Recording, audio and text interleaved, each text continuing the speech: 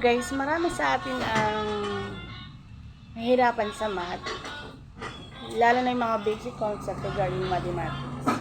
So, alam niyo ba, ang math ay sinasabi nila napakahirap, pero pwedeng mapadali sa maraming pamamagitan. So, may mga dati ako nag-i-eskwela na hirap sa math, pero pag binibigyan ko sila ng technique, ang dali nilang na gagets yung pagsusolve ng math.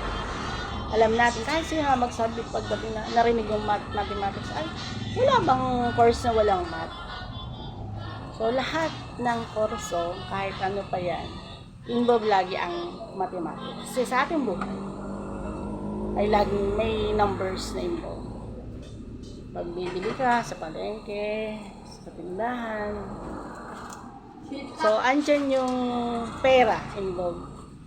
Numbers. Magkano ang 5 kilong bigas? Ang halaga ay halimbawa 50. So, magkwenta ka.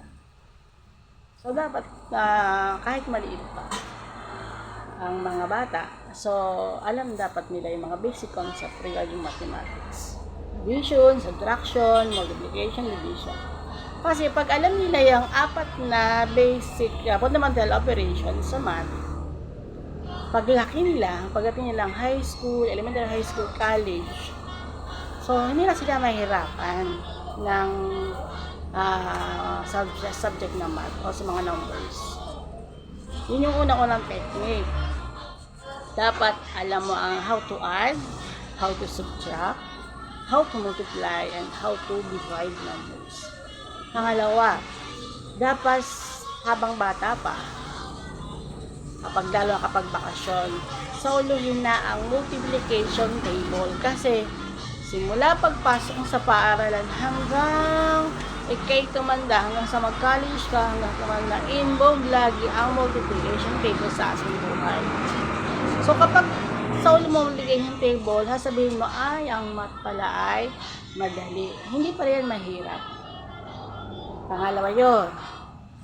So, yung dalawang mahalagang konsepto ay dapat natin tatandaan. Patatlo, lagi natin iisipin na ang subject na mathematics ay madali. Huwag natin sabihin, ay, ang hirap niyan. Huwag natin unahan ang sarili natin na mahirap ang konsepto ng mathematics. Ang subject na math. Huwag. Itanin natin din sa ating isipan na ang mathematics ay madaling subject. Para kapag tayo ay ando na tayo sa punto na tayo ay andun sa subject na yun, ay madali lang pala. So, abangan natin ang pagtuturo ko pa ng ibang konsepto at iba pang mga knowledge sa mathematics. Lalo na ang unang topic natin ay fundamental operations regarding mathematics. Salamat. Thank you for watching.